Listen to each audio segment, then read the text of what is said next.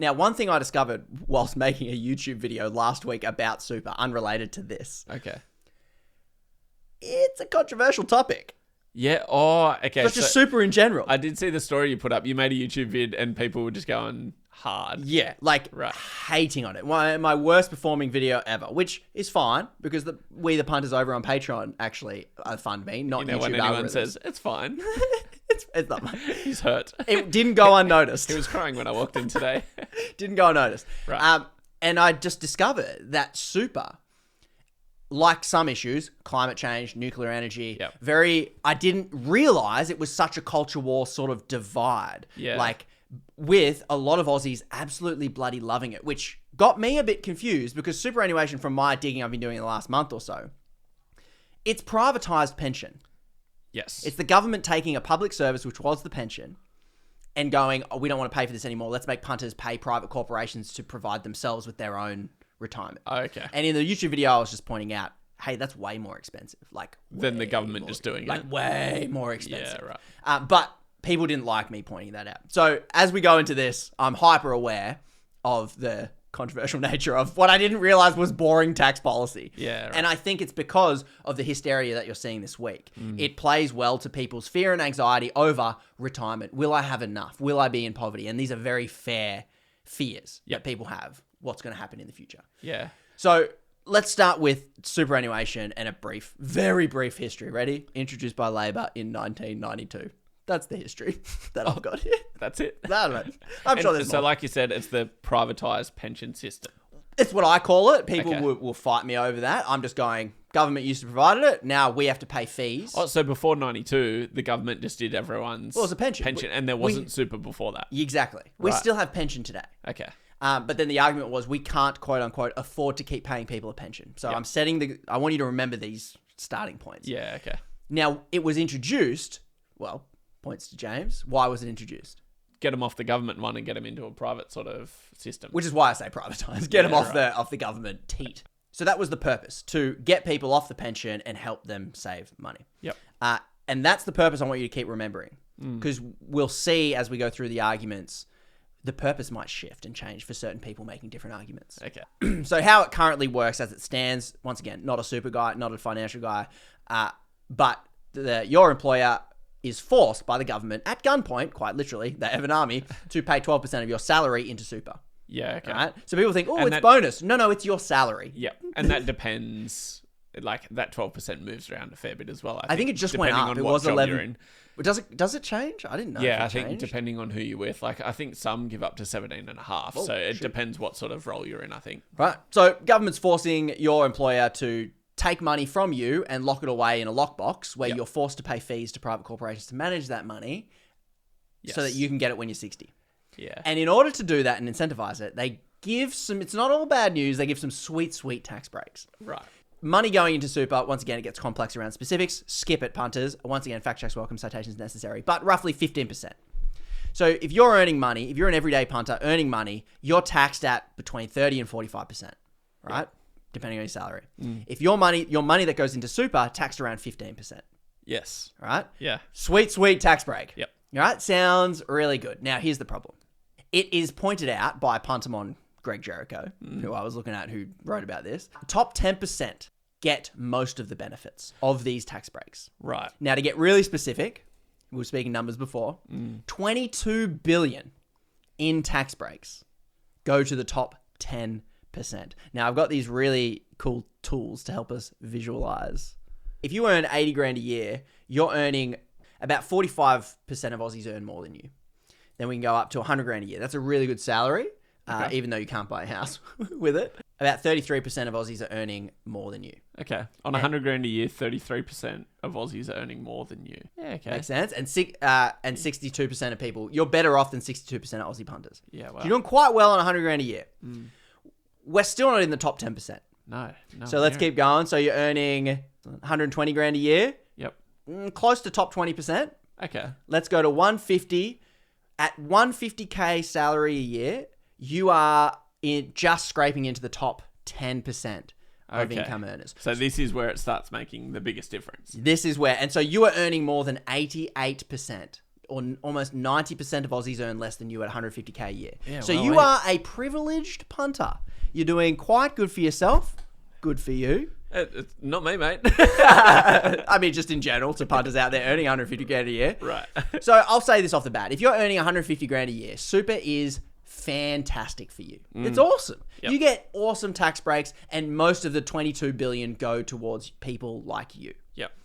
If you're not in that section, this system isn't great for you. Okay.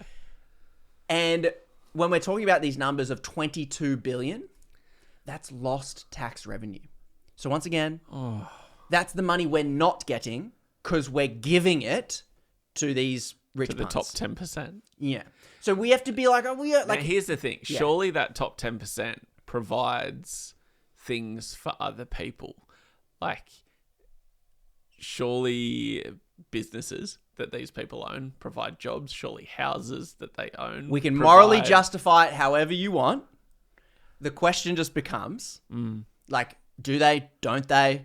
You know, if for some reason giving away 22 billion gave us way more money, you could make an argument that that's a good spend of money. Yeah, okay. I'm yet to see that. Considering, let's go back to the original purpose of super. This is why it's contentious. Original purpose of super is to get people off the aged pension, off the government teat. Yep. These punters earning 150 grand a year are never going to be on the government teat. No. They already know how to buy EFTs. They already know how to invest in stocks. They already have assets and property portfolios. Okay. They don't want to live on the pension, which is 30 grand a year. Doesn't sound like much. No, Okay, not so much. So what was 80 grand a year? But can you do 30 grand a year for that chart? 30. You were on Okay, yeah, before? good. So if you're earning 30 grand a year, you are in the bottom 5% of Australians, and 93% of Aussies are earning more than you. So we're giving $22 billion away to the top 10%, but people on the pension are literally earning the least amount of money in Australia you can earn. They would almost get, if you're earning 30 or 40 grand a year, you almost get zero benefits from this system. Yes. Yep. Okay. And kind of what's worse is... Yeah, because it's gone up to 39%. I think that 39,000 the tax rate or something like that. It used to be 18 grand back yeah, in they the bumped day. it. And I'm okay with that. I think that's a good policy. Yeah, it should bump it up to more than that. Yeah, like I'm happy for that. And here's just, I'm trying to like reframe this conversation and trying to put it in a different light. Because if we give benefits in money, if I give 30 grand a year to an old punt who's worked his whole life and he's just, I don't want him in poverty, so we taxpayers give him 30 grand a year. Yep. What, he's a drain on the government teat. What a waste of money. What a bludger. He should be self-funded. That's the story. Yeah. That's the story. But we're giving 10x more in tax breaks to the punter that earns 150 grand a year. Yep. To the top 10%. It's just in a different way. He's just not paying what he owes us, and we're actually giving money. And I think a solid argument is, like, it would be cheaper to just not give the 22 billion to the top punts and just say, if you want the 30 grand pension, we'll give it to you. Yeah. Because it's cheaper. You can have it. Yeah. So that's where the problems come in with this system. It's being said to increase inequality.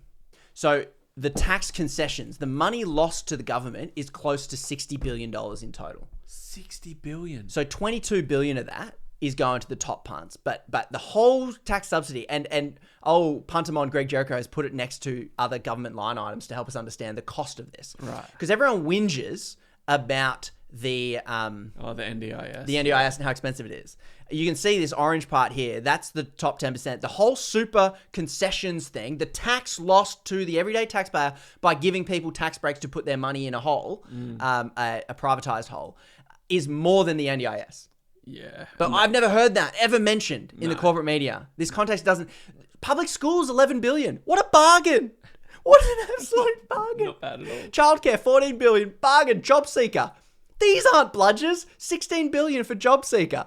That's a bargain to keep people out of poverty. Kept a lot of people going. Kept a lot of people going. And then the age pension is 61 billion.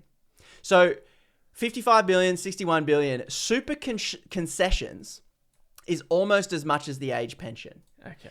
And once again, the catch is, at least, at conservative, 22 billion of this is being used on a group of people that will never end up on the age pension. Use the pension. Yeah, okay. And if they did, it would be cheaper than what we're doing right now. So does that kind of give a bit of context about why Labor might be looking at this super thing? Yeah, to get better value for money. And it seems a little bit unfair. Of course it does. It always seems unfair, doesn't it? Well, when I'm not a rich punt, yeah. Yeah. So let's be specific. If you're a rich punt, this is great for you. Stop listening.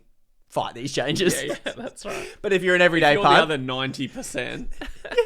if you're an everyday punt, then yeah. And this is the phrase I hear a lot: self-funded retiree. You're self-funded. You're so much better because you don't take government money. Yep. When they should probably be called tax break funded retirees. Yeah, because they're making way more than the 30 grand that you would get being on the pension anyway. Yeah. Poorest half of Australians, 80 grand and below, you get 13% of that 50 billion. I don't get that. These tax breaks Yep. cost us in lost tax revenue 55 billion. Yep. Only 13% of that 55 billion go to people earning 80 grand or less. Right, okay. Yep, I'm with you. Yeah? Yep. Yeah. We're throwing a lot of numbers, but I think it's important to work out where we sit Yeah. and then whether we think that sounds fair. Well, no, that part doesn't sound fair at all. Okay. Because to me, it should be like the other way around. It should be 87% goes to the lowest 50%, not people earning under 80 grand, not only that much. So in all this time, we've established that this system isn't great. Yeah, we need to flip it on its head, really. Well, these changes don't do that. Let's get to the changes now that we've kind of put in the context on this system and what Labor's trying to do. Yeah. So this is Labor bringing in these changes? Yeah. Where's it up to at the moment? Is there like a bill on the floor? Or Labor said they were going to pass it or tried to pass it before they got re-elected. Right. Now that the Greens are probably on board for this, Labor have said they're going to do it, and everyone's losing their damn minds. Because and we'll talk about who is losing their minds. Because if Labor wants something to get through at the moment with their 90 seats or whatever they can do whatever they want. They can just pass it straight through. Yeah. So here's the change. There is going to be a new tax on earnings of 15% over 3 million. On income? On earnings over 3 million. Right. So normally the tax rate's at 15%. Yep. It's going to go up on money over 3 million. So they still get the tax break, super for everything less than 3 million. Everything over is going to be 15% more. So at 30%, which once again, if you're earning 150 grand a year, 200 grand a year, your tax rate's what? 45%? Yeah, 49. Yeah, 45. So you're still getting a tax break in super of 15%. Okay. You get slightly less of a tax loophole on your money over 3 million. Yes. Okay. So once again, when they say it's a super tax, it's slightly less of a benefit to 0.5% of Australians. Slightly less of a benefit. Yeah, that's right. 0.5% of Australians, which is 80,000 people. Which are probably the top rich punts. Well, they are the rich punts. 1%. Yeah, that's right. So it's expected to raise, now we're talking numbers again, $2.7 billion in the first year. Right. About as much as we gave Qantas. Seems like we're just trying to claw back that Qantas money. Yeah, it's really, how can we fund this Qantas cash? And then $7 billion the next year. This is what they're guessing. You never know. Okay. And then $40 billion years after that. So it could raise a F ton of money. That's a lot of money. That's dental and Medicare money. Yeah. And then a lot more. 40 billion is not nothing.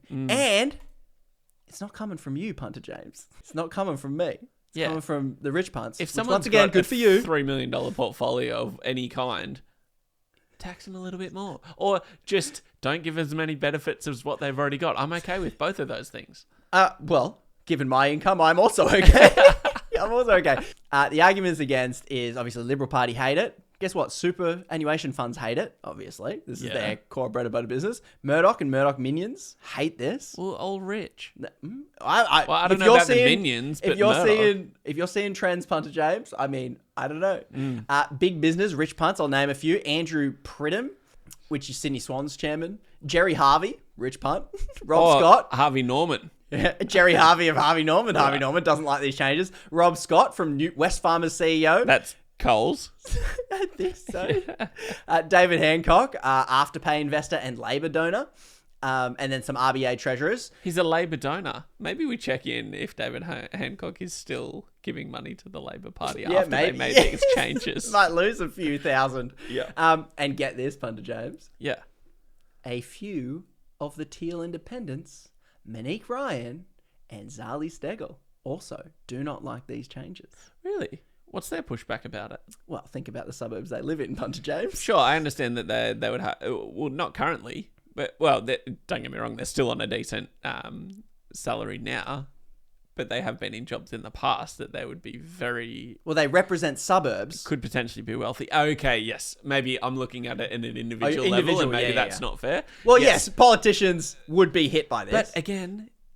If they're, I know they've got people in their suburbs that aren't, or their electorates, maybe we should say, that aren't very wealthy, but some of those suburbs would have a big, big influence on potentially how they do politics. To be honest, you should represent who voted for you. So, yes. I understand the differences of opinion there. Let's go through the arguments against this. Punter James, 2 points, which I think are fair and valid. Okay. Not indexed. Meaning over time, as inflation grows, 3 million means less and less. Okay, so it'll hit people who are not just in the top, but some in the just not top. Yep. Puntermon Greg Jericho points out that even if his kids leave school, don't go to uni, earn $100,000 a year for the rest of his life, they still won't be in the $3 million category. Because the argument the rich punts make is, it'll hit your kids will pay it. Overwhelming the most, still won't hit it. Okay.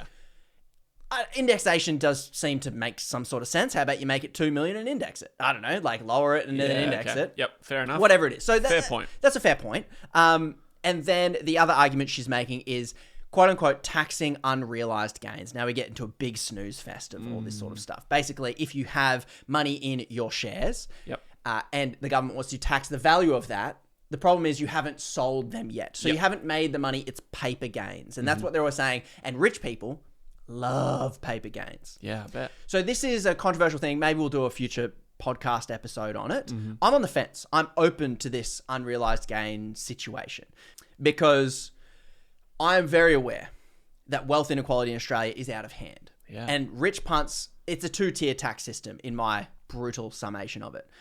If you're a rich punt, you have assets because you don't need to use your cash to buy food and money. You can sit it in an offshore account somewhere or in a house or in a whatever, and you can get mad dividends from that. Yeah, you pay tax on the dividends, but as your wealth accumulates, you get wealthier and wealthier, then you pass it on to your kids and you never get taxed on those gains. But you can go to the bank at any time and say, look, my house is worth this much, give me money. And it's called buy, borrow, die. You buy the assets, you borrow money against those assets, you never pay tax because you're in debt, then you pass your inheritance and you're still wealthy.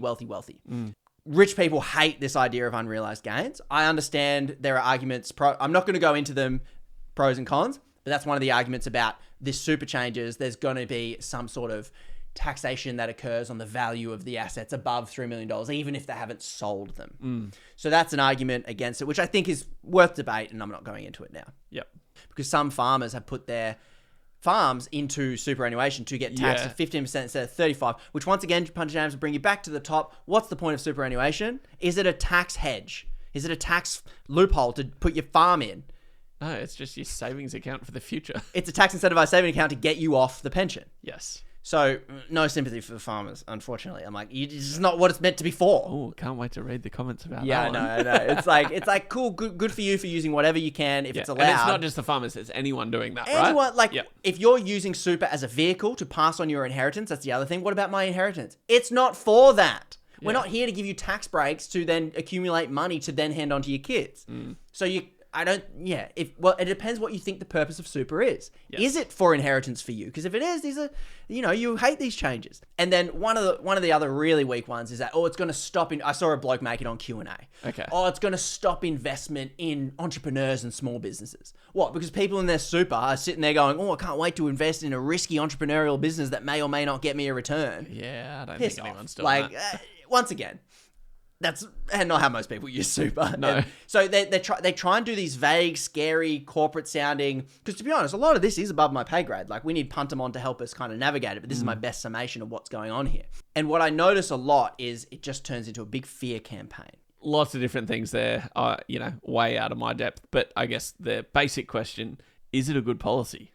I would argue it's tiny little baby steps in the right direction. Right direction from the new Labor government. I think at the end of the day, if you're getting slightly less of a tax break, good, it raises money, good from the right people, good. We just spoke about all the money. Once again, we need money for floods. We need money for free campgrounds. We need money for things. Yep. I really do think it's a zero-sum game.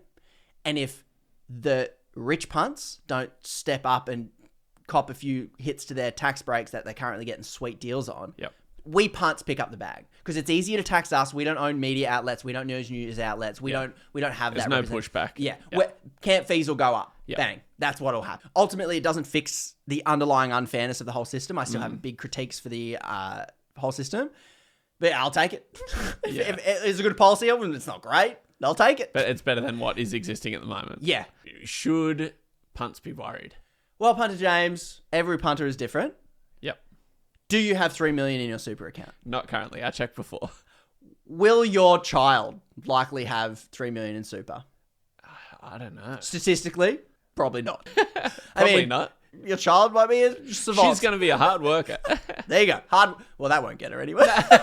Is she going to inherit anything? You don't have 3 million super. It's unlikely your child is likely to have 3 million super. But if you did, then I think you should be worried. If you don't, I think this whole episode and this whole thing has taken up brain space. How's that getting to the end of an hour here and saying, I do think this whole thing is taking up unnecessary brain space because, to be honest, everyday punters, if this passes, it's going to benefit you. Okay, so now that we've just spoken about apparently nothing for 50 minutes, I'm not really worried. Okay. Which is good. Yep. What should I be worried about? Well, what I like to do is let's deflect. Where everyone's wasting time talking about this, we just did it. I would say things to point out that isn't mentioned in any of the coverage. Our age pension is second lowest in the OECD. As in the amount that people get, that 30 grand a year we spoke about, it's really low. Yeah. 23% of retirees live in poverty.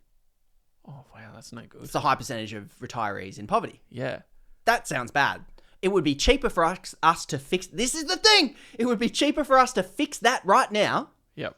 than it would be giving these tax breaks to the top 10%. The 55 bill or whatever. When why do we listen to the Punters Politics podcast? Because I think we're trying to redirect. A lot of corporate media will point out what the billionaires want us to talk about and focus on. Yep. And I'm doing my best to jujitsu it into how about poor old people that's actually way cheaper to fix. Yes.